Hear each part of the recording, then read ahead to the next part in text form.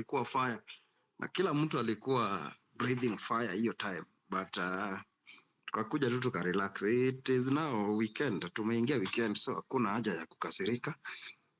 To enjoy to Sabbath for the SDS people. Tuna welcome Sabbath for those who are going on Sunday, like myself. Unangoja. So I think ameongea vitu mingi. Nimeongea kizungu mingi leo. Sio sasa itakuwa aje. Wacha nijaribu Kiswahili. Sasa hii mambo ya 21st occupying parliament. This idea of occupying parliament, the intention is to, what exactly are we going to do when we say we are going to occupy parliament? Are we going to occupy parliament in the sense like on 25th of June, or we just do it like in a normal, people just go there running battle with the police. At the end of the day, we go home and all do the just. So I think it is good. I'm not against occupying the parliament. And I'm also not against the church. But this issue of the church, you see the reason why we have a topic to discuss about the bishops and all that church. I don't want to call it the bishops. Let's address is the church, the voice of the church. Is better that way than just picking a group of people out of that pool. So the church in its entirety should come out and voice, or speak in one voice to address the challenges that affect Kenyans in unison. Not it is, because you realize that it is always the Catholic group that comes out to speak over the years. I haven't seen any piece or part of the denomination that is consistent in calling out bad governance as the Catholic or our brothers on the other side normally do. I don't know whether because they are the majority or they are well known and all that stuff. I don't know. But I think all of us should be joining this cause. Now, my second point, we've tried Mandamano, most of the things that people enjoy, even before we were born, I'm told people went on street. So it appears like the language in Kenya to bring any change or any form of transformative change is for any particular group that is grieved to go to the street. But on this, I think we all Kenyans must come out to condemn the wrong that the government is doing, because it is a government of people, for the people, by the people. So we can't vote in the government, then sit back and then accuse the other side. Whether you voted for the Kenya Kwanza or not, that is, they call it, it is one under the bridge. It is expected, not everybody will support your man or your person, but that is why it is democratic. We go to elections and elect people we think can represent us or can do what is right for us. Now, the focus is good governance. So all of us should unite to fight only one cause, to get the right people to get us good services, regardless of your background. Because kama ni njaa, mwenye njaa ikiwa Nyanza, the same njaa iko Mombasa, the same njaa iko Garissa, the same njaa iko Central, the same. So nobody is going to the shop to buy at a cheaper price because they support government or they oppose government. When people are in dire situation, all of us suffer. And we only have two groups. We have the rich people and the poor people. So, but the poor people are the majority. I wonder how come these poor people have not realized that they have the power to change things through the ballot. Because I love things that are done structurally or in a structured way or which is legal way.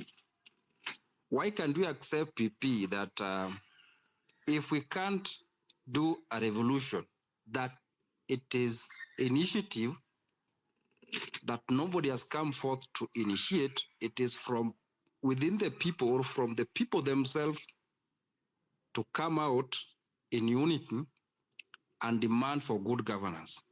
Then if that is not possible, because these people are using divide and rule method, people will go straight, you realize that it will only be felt in Nairobi or maybe major towns. The rural is quiet now. And that's why it is very difficult to change it, because the moment other parts of the country are quiet, waiting for the Nairobi people or Mombasa or these big cities to act, we cannot actualize that to the end. We must activate from the farthest end, from the farthest village, coming all the way to capital city. And it is a cause for Kenyans by Kenyans to get a good governance. The moment we cannot achieve that, let us go back to the drawing board. Let us mobilize our people like we used to do on Twitter. People go get, because you can fight it in so many ways. There are people who will go on street on 21st, there are people who will sit at back. And the fact that people are at home, they are also helping those who are in front to fight. So all of us fight the same cause. So, but we must also be very strategic in the sense, if we want to achieve good governance, we must look the ways on how to get it. If it is through ballot, let us mobilize people. Let us go for the IEBC to be constituted. And we know that is a big issue.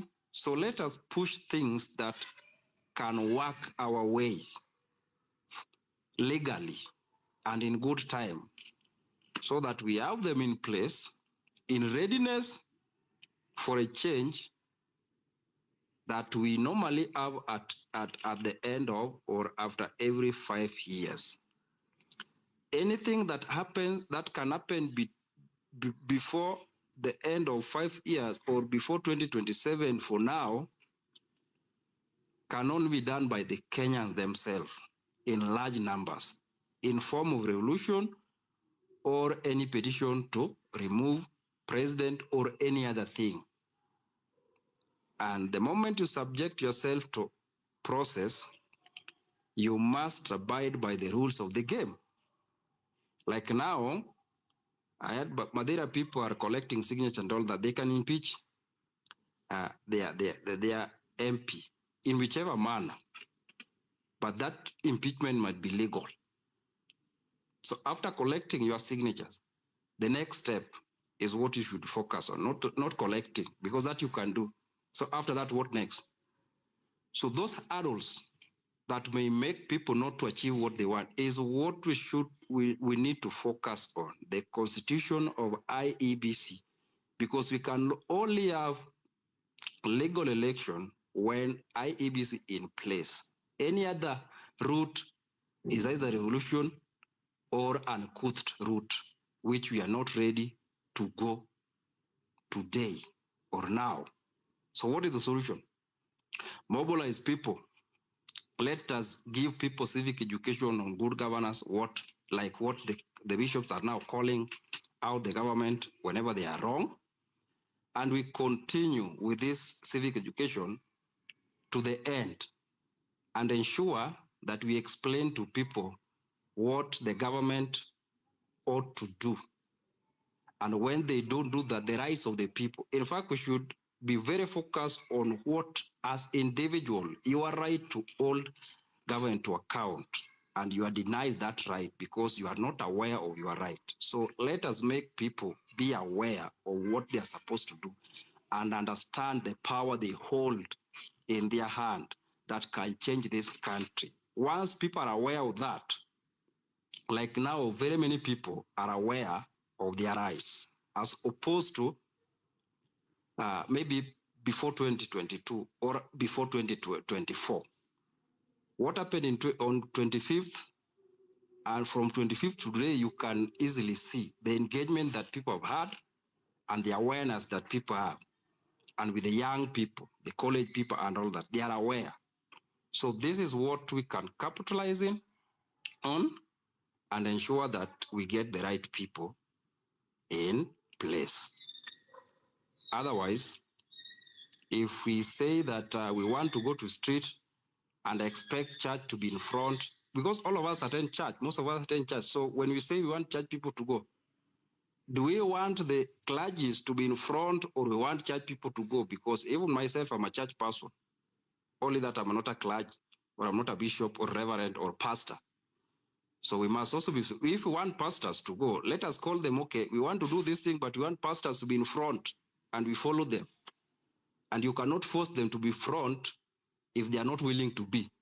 So let us not hide under people. So we push the church because we think the church has not played their role, or they are supposed to do that. So we push them because that is what we want them to do.